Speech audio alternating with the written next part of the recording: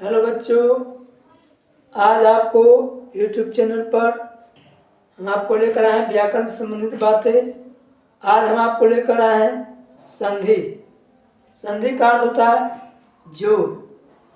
आपको कह रहा है कि दो वर्णों या अक्षरों के परस्पर मेल से जो विकार उत्पन्न होता है उसे संधि कहते हैं।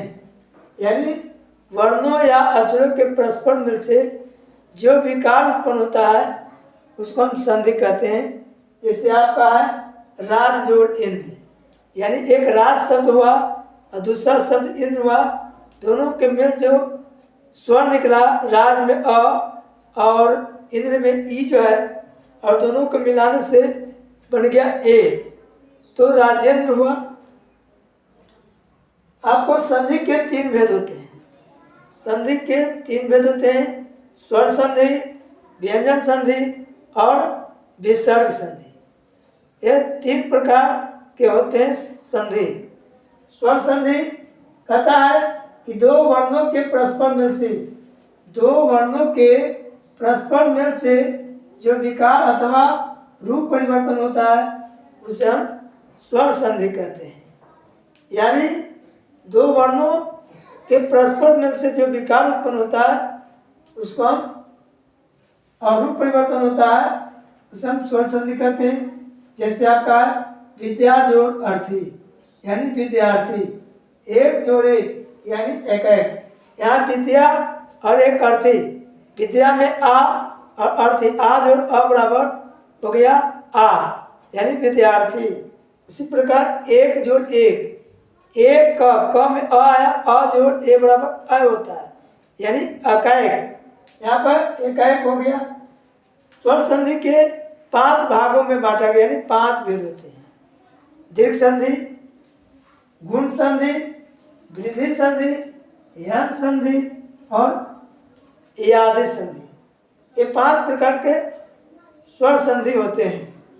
आपका दीर्घ संधि है यदि अ, आ, हर्षई, दीर्घई, हर्षौ, दीर्घौ और री के बाद वही ह्रस्व या दीर्घ स्वर आए तो दोनों मिलकर उसी क्रम में दीर्घ आ, दीर्घई, दीर्घऊ और री हो जाता है। यानी दो स्वरों के परस्पर मेल से जो विकार उत्पन्न होता है वो दीर्घ स्वर में आता है। जैसे आपको बता रहे हैं,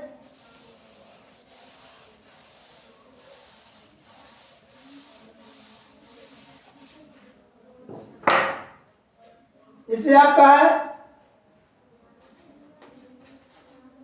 दीर्घ संधि में अ जोड़ अ बराबर आ होता है, अ जोड़ अ बराबर आ होता है। यह आपको आ जोड़ अ बराबर आ होता है। उसी प्रकार आपको है हर्ष ई जोड़ हर्ष ई बराबर दीर्घई होता है, हर्ष ई जोड़ दीर्घ ई बराबर दीर्घई होता है।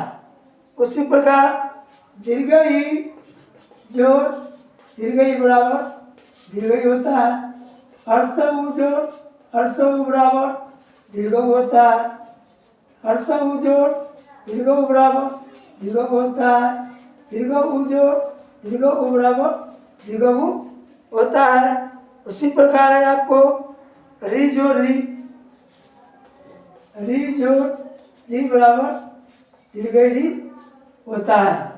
ये आपका स्वर संधि यानी दीर्घ संधि के बारे में आया कि इसका उच्चारण है आपको, जैसे आ जोड़ अ, आ जोड़ अ जो है, जैसे आपको अर्थ है कि परम जोड़ अर्थ, यानी परम में अंत में अ स्वर निकला और ए आ मिला तो बन गया परमार्थ, यानी अ जो अ बराबर आ, यानी माँ का प्रयोग है, परमार्थ। इसी प्रकार आपका है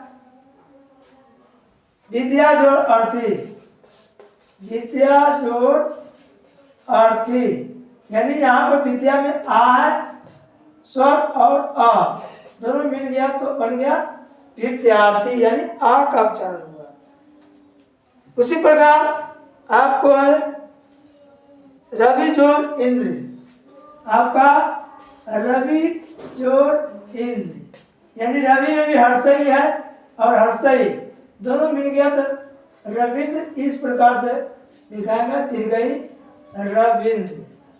तो इस प्रकार से जो है आपका ये सभी स्वर जो है आपके दीर्घ संधि में स्वर जो है इसी के मुताबिक हम शब्दों को जोड़कर बनाने का कोशिश करते हैं। तो आपको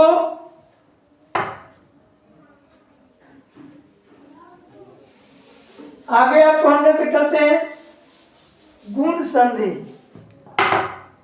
गुण संधि यानी आपको दूसरा है गुण संधि। गुण संधि कहता है यदि अ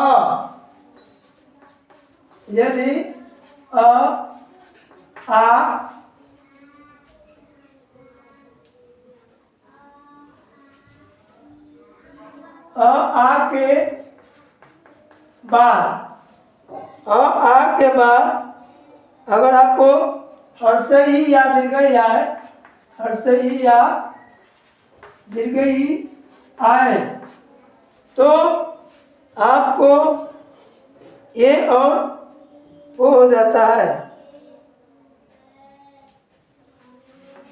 ए और ओ हो जाता है। जैसे आपको या आपको हर्ष जो दीर्घ हुआ है तो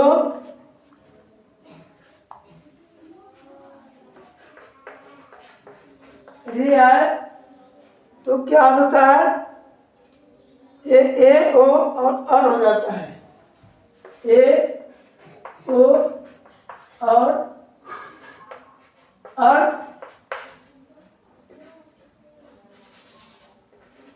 हो जाता है। इस प्रकार से हम गुण संधि को बनाते हैं।